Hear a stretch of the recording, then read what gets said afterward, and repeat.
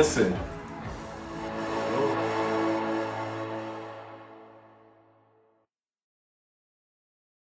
Hello everyone, this is Pocky Boy and I'm with King Incognito. And D-Sauce.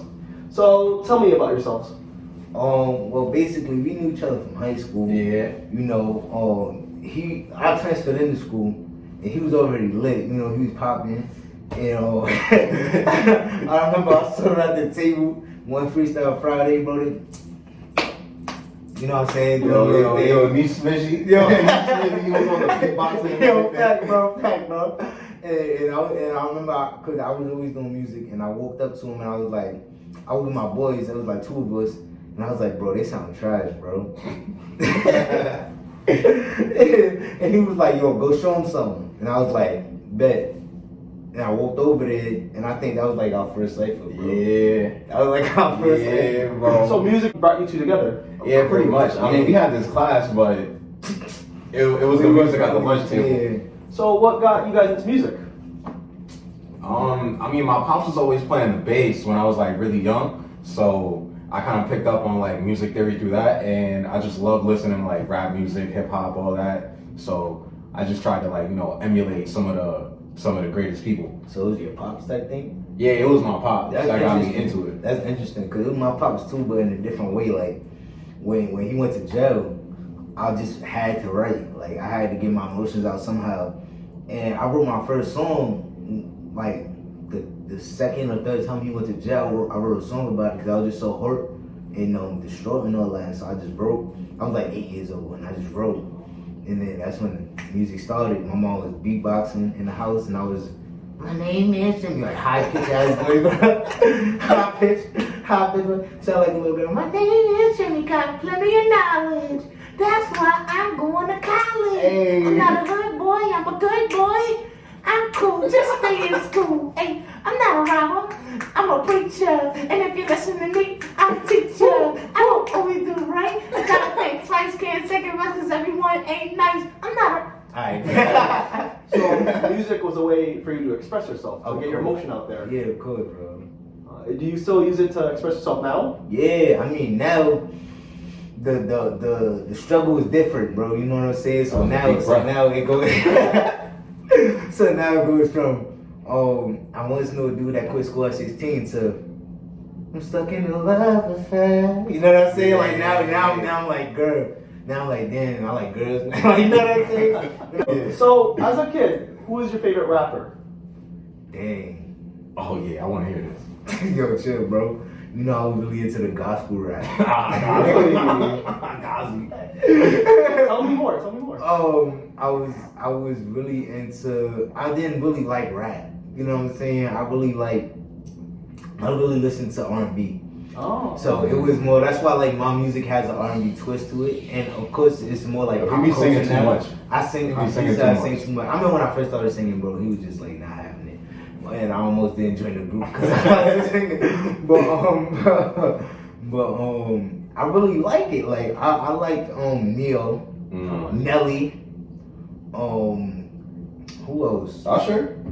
Not really, bro. I wasn't really exposed. Jamie Foxx. Oh, yeah. You know, it was like, tell me why I Your type. I know Jamie Foxx is popular, but sometimes I feel like he's underrated. He definitely is. Yeah. He definitely is. He's multi-talented. Oh my god, he's multi-talented. He can play piano crazy too, Yeah, right? bro. And he do that church singing, bro. I like try to follow his path and mix with a little Neo, bro. I had Rihanna. You know what I'm saying? Just more the singers. Rappers, it was more gospel rap because their message was different, bro. It was a pure message. And over the years, I was like, okay, somebody spit without cursing. Somebody spit without calling girls a B-word. So I could do that too, bro. So, tell me, what gospel music do you like? With gospel music? Yeah. Oh, bro. I go crazy with the gospel music, bro. Gospel reggae, you know, shout out Jay Prince, shout out, who else? What's his name? Like, mad people, like my sister, what's his name? Javon, I think his name is. Jerome. His name is Jerome, and that dude is fire. I like, shout out my man Aha Gazelle, bro. He really helped me, bro. He really helped me stop cursing in my music, bro. That was the reason why, like, when I heard him, I was like, yo, he is too good, bro. He is too good, bro. But he don't agree. But like I consider my man. I like Marvin Sapp, Fred Hammond, Kirk Franklin, Aretha Franklin. You know what I'm saying? There's so much culture and talent, bro. Yeah. So much Yolanda Adams, Mary, like come on, bro. Shirley Caesar, come on. That's man. like 10 people right there. It's my fault, bro. What about you, bro? Alright, definitely like my favorite artist growing up, like when I was really young, Lil Wayne for sure. Okay. But then once I started getting older, I was about like getting ready to start high school, so like 8th grade, like going into high school. My brothers gave me the whole layout. They was like, yo, you gotta listen to like Ready to Die by Biggie Smalls, Talk about it. Life After Death by Biggie, Tupac, all the Tupac stuff, Snoop Dogg, all the OGs basically. It's two of them, but one of them kind of influenced me more. They just pretty much, they gave me the iPod and I listened to all that, but my favorite thing back then was Wiz Khalifa's, I think it was a mixtape, Kush and Orange Juice. It was just so funky, it was like laid back, and that's what kind of inspired me to like make music, not like, going crazy all the time, calling women all sorts of names, degrading women all the time, talking about selling drugs the whole time, because people got to do certain things at certain times, but the music don't got to emulate that. You could always be positive in the music, whether or not you're living a positive lifestyle. So speaking on that, like going on cursing and calling women all these bad names, what do you guys think about these new rappers? Like personally, I like rappers that tell a story. I like J. Cole. He tells a whole story and something relatable. But how do you feel about most of the new rappers where honestly it's nonsense? Like what's his name, Little Pump? Or Tekashi 69. Tekashi 69. What do you feel about them? First of all, 6ix9ine the cloud. You know what I'm saying? You can tell by how like the rainbow and all that. He was not a rapper. Man. He was not a rapper. He was somebody that got put on, bro. And a lot of these rappers. He a media persona. Yeah, he a media like he went crazy on Instagram. That's what led to a lot of his streams. Exactly. He was a industry baby, bro. You know what I'm talking about? But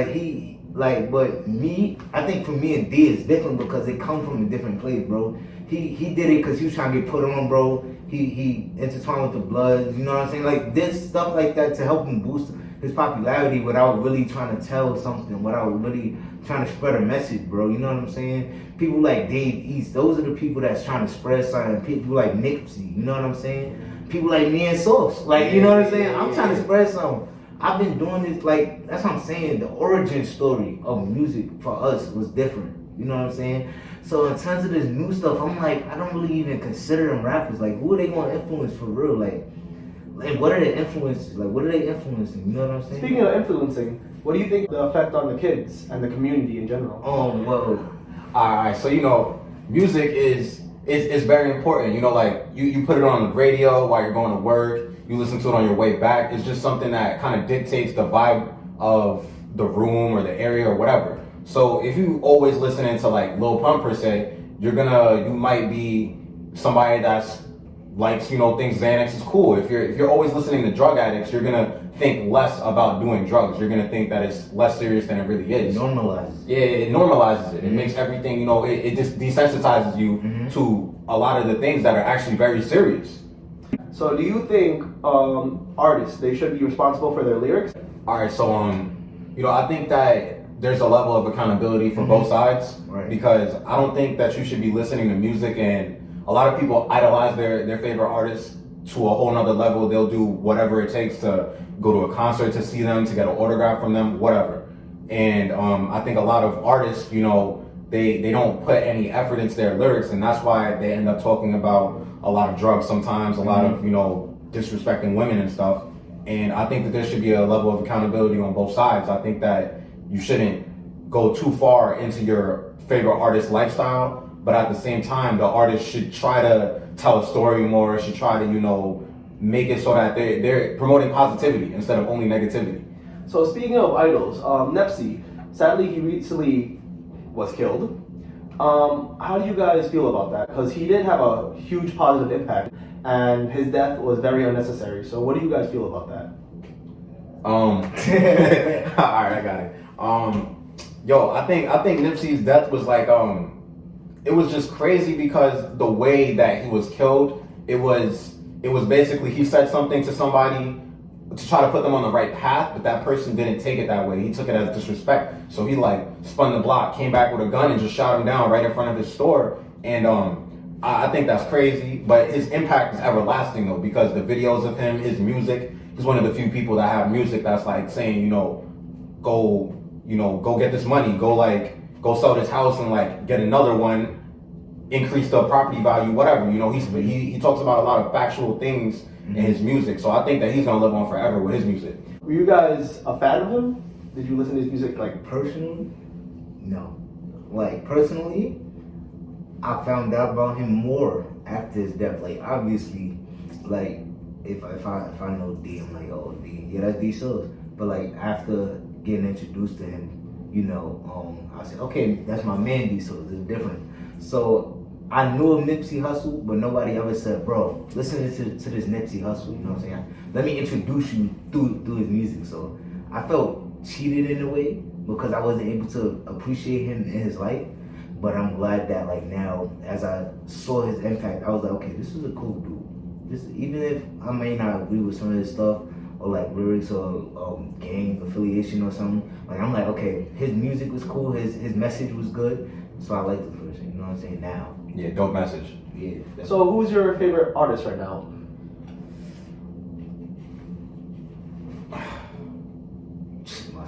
Yeah. I was thinking about saying that. I really like J. Cole. I really like Kendrick. I really like Joey Badass. He's definitely really far up there for me. Yeah, I'm gonna go with those three because that's like a majority of the music that I'll play when I'm not trying to, you know, like listen to something new. Cause I stay up to date with the albums. I love Fab's new album. That was dope. So tell me more about your crew. Brew. Shout out Amir. Yeah, shout out Amir. Shout out Amir. Shout out Sabo DX.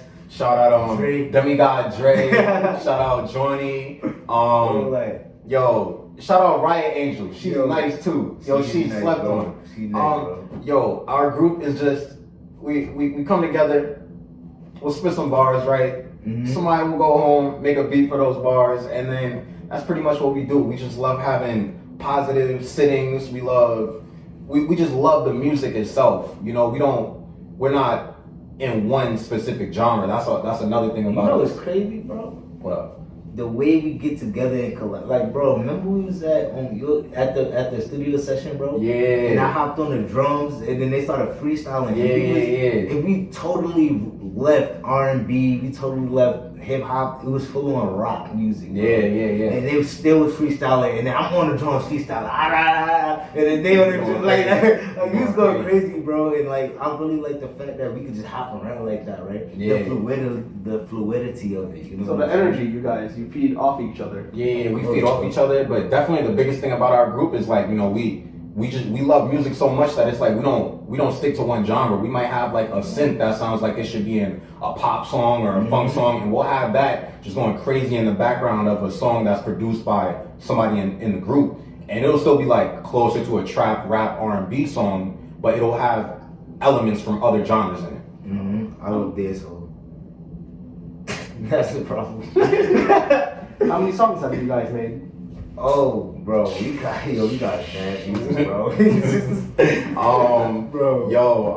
All right, so I got about like 5 songs everywhere right now, and I have closer to like 15 of my own songs on SoundCloud. Mm-hmm. But features, we done some features though. We've done some features though. Shout out Young Keys. Yo, I want to say that. Shout out Keys. Shout out Young Keys. Nah, bro. We making some crazy music. Nah, D-Sauce and Keys. This is fire, bro. Dropping soon. Bro. Produced by Sauceman. Yo, remember the junk, bro? Because like we've been doing this like before we even found auto-tune, mixing and mastering, before we even knew about engineers, bro. So some of our stuff be sounding like but we listen to it, she's like, okay, this hit different, bro. Like, you know what I'm saying? Like, yo, what's that thing we make? Weekend Antics, bro? Oh, Weekend Antics, bro? Yo. That wasn't even D-Sauce. That was The Real Durant, James the Meek, James. Yeah, James and Sus Money and Keys. Sus Money. Sus Money. Shout out Jesus. Yeah, shout out James. My name used to be James the Meek. His used to be D-Sauce. Like, but like, yo. The evolution, like, yo, bro, I know you still do something, but like, what was it called? What was it? D? You just Nah, it was like D. It was like my Instagram handle. Like, I didn't even know. I didn't even but know. like, yo, I'm just thinking about our evolution. Like, dang, bro, Word. we came mad far. And that was really like 2.5 years. 2.5 Like, years. that wasn't even bro. that long. It wasn't, but like the way we just hopped in, like, yo, this just got crazy, bro. Crazy. So, tell me the process of making a song. Tell me all the difficulties, the joys. Bro, the difficulties. Well, which one? You want the joys, the difficulties, the production? What you want? Bro, What you let me want? go with one joy, one difficulty, one production. Alright, go. Yo, so one difficulty, one joy is just being around the bros. You know what I'm saying? We just in the stool. But one difficulty. Have you saw that song? What's the song we did? Which one? Cause the checks and the feelers. Yo, it's called Feelers, bro. And the feelers. And I'm really dominant when it comes to like music and features. So It was crazy. so I was like, bro, I got the hook. And Dosha goes, nah, bro. You always have the hook. And I'm like, why you yelling, bro? I got the hook. I got the chorus. Yo, that was back when you had every single hook, bro. I didn't even get to do a hook. I was like, nah, spit a verse, bro. And I'm like, nah, I got the hook, bro. I got the hook because like what was happening is I was versatile already. I was singing and rapping already. And that was back when they wasn't really singing. I was still getting there. He was getting it in with the rap, but he wasn't really singing. So I felt like if you got a hook that's like singy songy but also rappy, like it's gonna get stuck in people's head. So I would always hop on the hook. That was just my place. And he was like, no, I want the hook. And that was one of the difficulties because that class right there was like, bro, I don't want to rap a verse. I want the hook, bro. I want the hook. And he's like, nigga, I want the hook. And so we'd be fighting. But I appreciate that because it made me go from just the hook, man, to the person that could also spit a verse. You know what I'm saying? Became more versatile. And then for him, it went from just busting spitting a hot verse to the person on the hook. And now we got different parts of the song. So like we can make our own song. Now he's nice at the verse and hook. He don't need a feature to make a banger. You know what I'm saying? I don't need a feature to make a banger. It's nice because we collab and feature. We could. But you know what I'm saying? Talk about it, bro. Alright, so bro, you said everything already? Bro, I didn't say everything. I gave 1 and 1, bro. Alright. So oh yeah, you didn't talk about producing. Yo, finding that note, like when you're like kinda into music theory, because you could hear it when you got a musical mind, but you don't like. I never took a music theory class. I never like also seriously studied into it. Yeah, it's self-taught, you know. So making sure you got the right notes in every single spot of the beat, that's probably the hardest part for me. Cause I'm still new to engineering and production and all that. I've been doing it for like, maybe 3 months now, and it's just like you gotta make sure everything's right. Cause if you playing a piano and you got one note that's off, it sounds so wrong. Mm-hmm. So the dissonance. Yeah, it just doesn't collide right. Mm-hmm. It's like one after the other. That last note is like, ew. Yeah. So the fun part.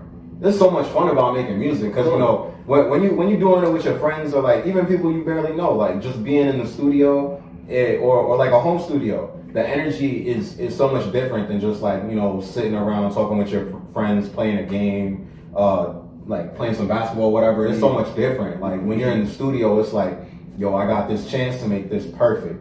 Am I gonna get it or am I gonna mess it up? Really, because that's the only two options we got. And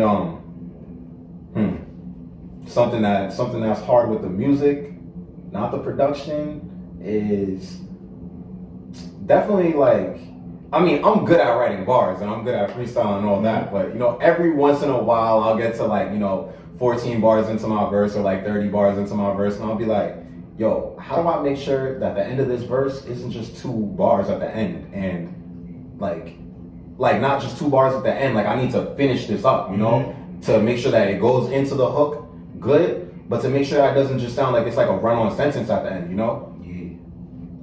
So how do you get inspired to make music? Like, tell me your mindset. Like, what goes on? Bruh, anything. Like, I remember one time I was on a bus and this girl was crying next to me, and I wrote a whole song. I was like, you wrote a song about her bro, I wrote a song where I was like, look, you just gotta get through the day.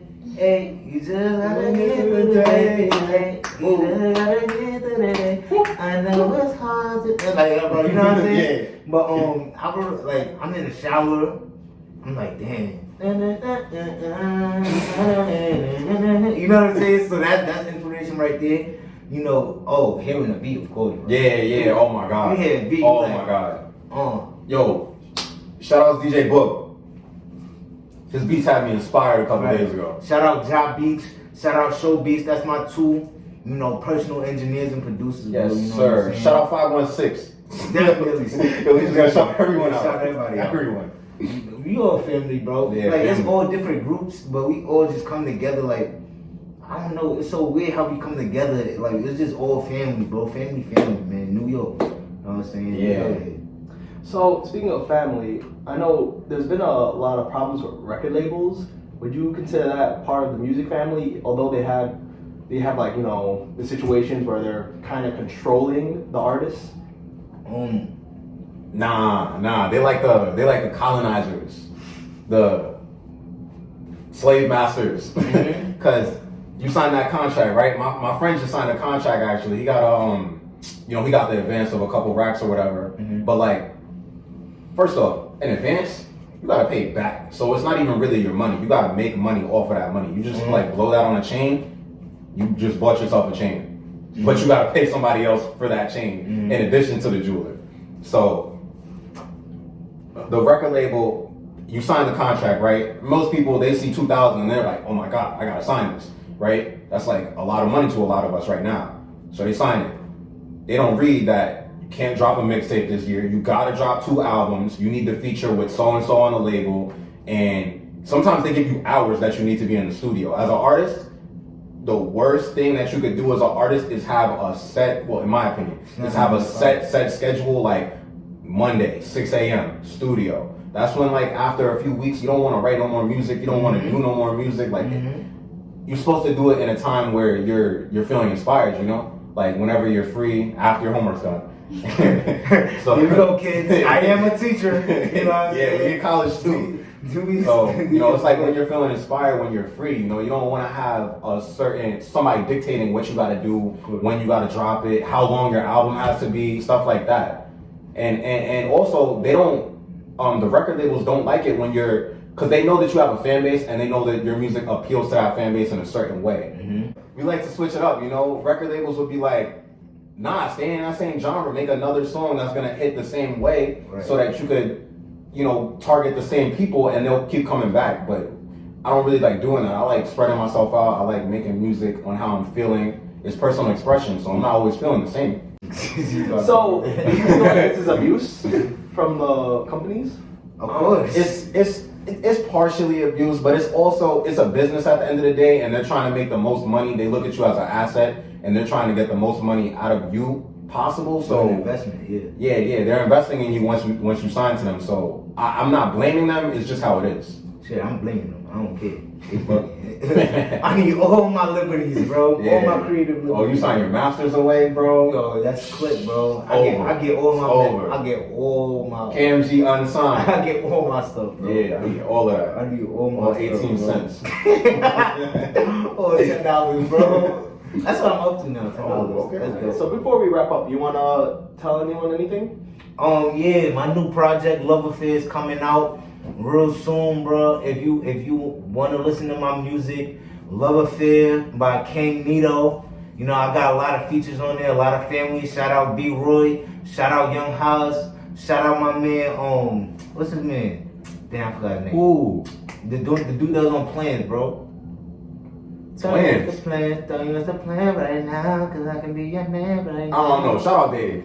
Shout out Dave, definitely, bro. Shout out Dave. Definitely, I forgot. Ajax Wavy, that's my man. Ajax Wavy, yeah. bro. Nah, shout out what's that thing called?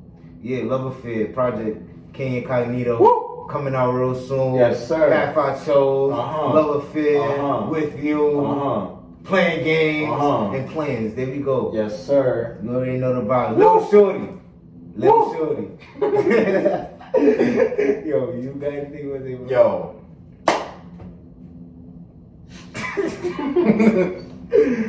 Gang, Kotsky. Yo. Okay, this is Pocky Boy, and I'll see you guys later. Alright, bro. run me up. I know that you still want me up. Girl, I'm not trying to be ugly, yeah, but I need to get to this money, yeah. I need to stay in my zone, nothing but be someone's own.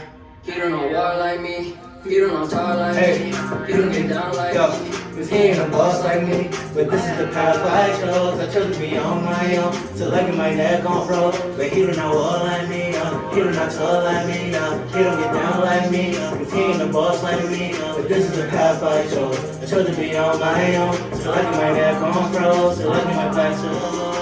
Priorities got me messed up cause I want you, but I need a green and it's so hard to fall in love cause I got to go and be the team. So I gotta choose one, best believe I'ma go with the dream. I have to, can't let nothing else in between. I need to stay in my zone, I need to be on my phone. I need to spend time alone, but it didn't work all night long.